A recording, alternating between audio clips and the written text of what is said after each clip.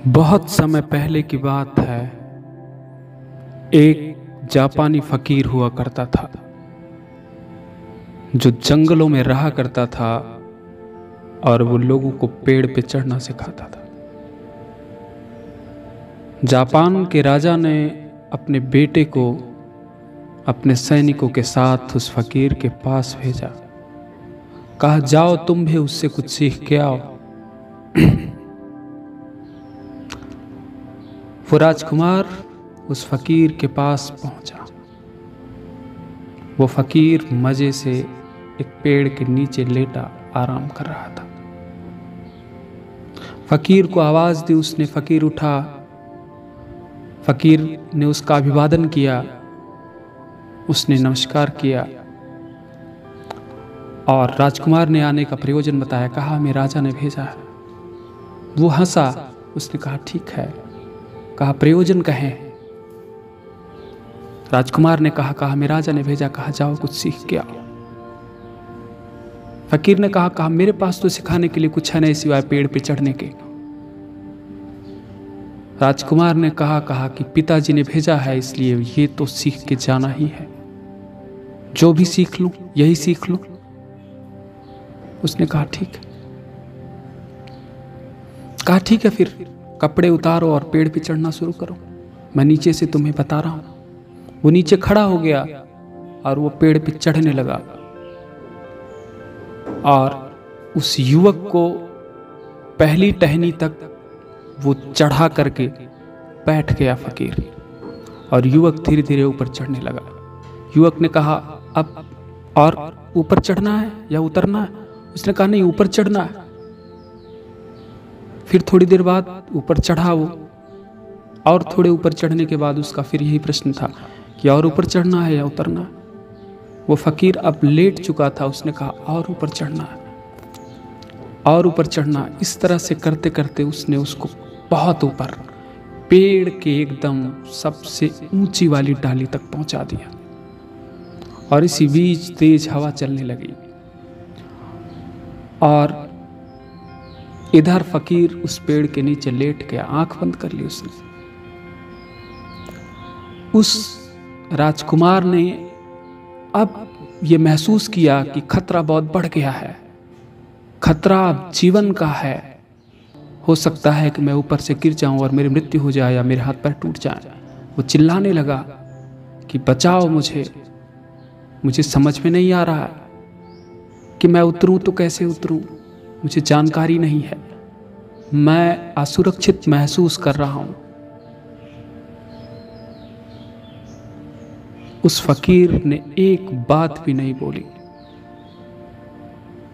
और अब जिंदगी और मौत का सवाल था। इसलिए वो राजकुमार बहुत क्रोधित हुआ, लेकिन करता भी क्या। धीरे धीरे किसी तरह से उतरने लगा। उतरते उतरते उसने बहुत प्रयास के बाद तमाम चोटें आई। उसको छिल गया हाथ पैर में। काफी नीचे वाली डाली पे आके वो रुका। पैर फिसला और नीचे वाली डाली पे आके अटका। उसको पकड़ लिया उसने, और थोड़े ही ऊंचाई पे था, वो नीचे पहुंचने वाला था कि वो फकीर जो लेटा हुआ आंखें बंद किए हुए था उठ के खड़ा हो गया। उसने कहा, सावधानी से उतरना, धीरे से उतरना, देखो गिर मत जाना, देखो गिर मत जाना।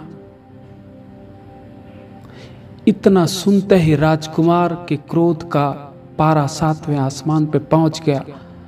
वो कूदा और जमीन पे पहुंचा और उसने बहुत गालियां दी उस फकीर को। थोड़ी देर बाद जब उस राजकुमार का क्रोध शांत हुआ, उसको ठंडा जल पिलाया उसने, और फकीर ने पूछा, कहा कि तुम इस पेड़ पे चढ़ना ही सीखने आए थे या कुछ और सीखने आए थे? कहा, मुझे तो लगा कि मैं पेड़ पे चढ़ने सीखने आया था, लेकिन ये पेड़ पे चढ़ने जितना आसान नहीं था। मुझे कुछ और सिखाने भेजा था मेरे पिता ने। और वो क्या सिखाने भेजा था? वो आप अब सिखा दे। वो फकीर हंसा, कहा तुम बहुत बुद्धिमान मालूम होते हो, इसलिए मैं तुम्हें सिखाता हूं कि ये पेड़ पे चढ़ना तो एक साधन है। इस पेड़ पे चढ़ने के समय तुम्हें कुछ चीजें याद थी, वो था तुम्हारा जीवन। लेकिन जब तुम पेड़ के ऊपर थे तो तुमको अपने जीवन के अलावा और कुछ दिखाई नहीं दे रहा था। संसार की कोई चीज नहीं, न माता, न पिता, न राज्य, न राजकुमार, न पदवी, न पद, न प्रतिष्ठा, न सम्मान, सिर्फ तुम्हारा जीवन था। और तुम उस जीवन को बचाने के लिए संघर्ष कर रहे थे।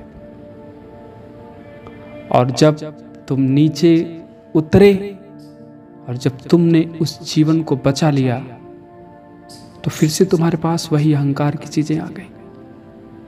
इसलिए मैं बार बार एक चीज कहता हूं, उस जापानी फकीर ने कहा कि लोग ऊपर से नहीं गिरते, लोग नीचे आके गिर जाते हैं।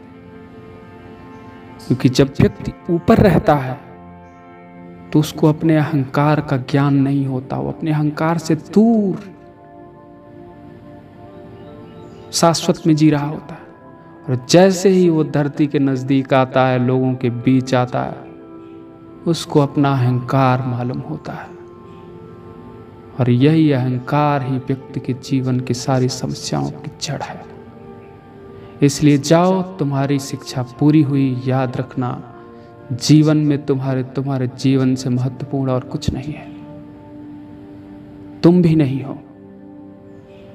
वो राजकुमार हंसा, उसने प्रणाम किया और वो निकल गया।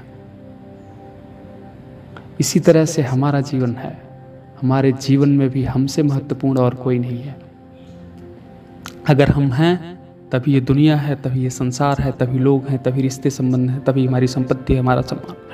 अगर हम ही नहीं है, हमारा जीवन नहीं है, फिर कोई महत्व नहीं है इसका।